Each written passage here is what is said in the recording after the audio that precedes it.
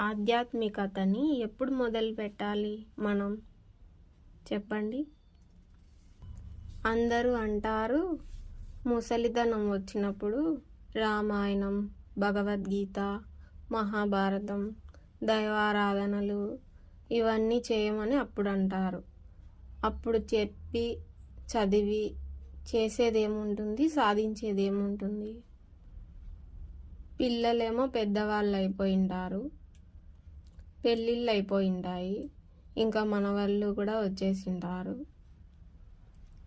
అప్పుడు భగవద్గీత, రామాయణము, మహాభారతాలు ఇవన్నీ చదివి ఏం సాధించుతారు, ఏం తెలుసుకుంటారు? తెలుసుకునేది ఏదైనా ఉంటే ముందే తెలుసుకొని సాధించేది ఏదైనా ఉంటే ముందే సాధించాలి. అన్నీ ఆ వయసులో చదివి ఆ వయసులో తెలుసుకుని సాధించేది ఇంకేముంటుందండి? ఏది తెలుసుకున్నా ఇప్పుడే, ఏదైనా వయసు ఇంకా రాకముందే ఇప్పుడే తెలుసుకుంటే అది ఎంతో ఉపయోగంగా ఉంటుంది. ఉదాహరణకి రామాయణం ముందే చదివి ఉంటే భార్యని ఎంత ప్రేమగా చూసుకోవాలో ముందే తెలుస్తుంది. ఒకవేళ తెలియక జీవితాన్ని నైప్ చేసుకుంటే అప్పుడు చదివి ఏం లాభం చెప్పండి? తెలుసుకుని ఏం లాభం? అలాగే మహాభారతం చదివి ఉంటారు, పిల్లల్ని ఎలా పెంచాలి, ఏ విధంగా తీర్చిదిద్దాలి అనే విషయాలైతే మహాభారతంలో చాలా ఉన్నాయి.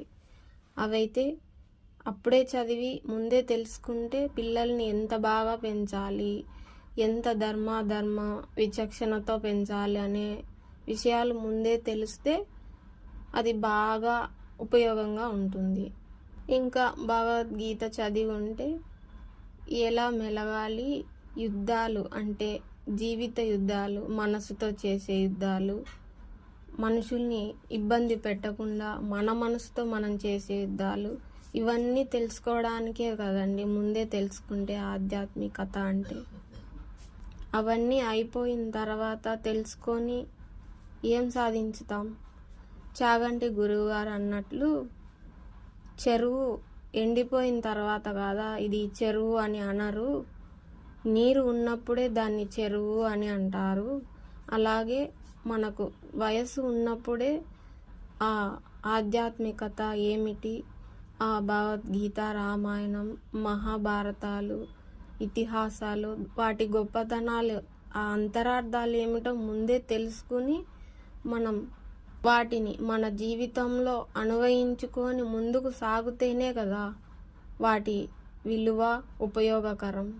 జీవితం అయిపోయే ముందర చదివి ఏం లాభం? పాటించాల్సిన వయసు ఉండదు, దాన్ని సరిదిద్దుకునే సమయము ఉండదు. అప్పుడు చదివి ఏం లాభం చెప్పండి? ఇవన్నీ చదివి జీవితం ఉండంగానే జీవన్ముక్తి తెలుసుకొని జీవన్ముక్తిగా ఉండడానికే ఇవన్నీ చదివి మనం ఉద్ధరించుకోవడానికే ఇవన్నీ చేయాలి వయసు ఉన్నప్పుడే.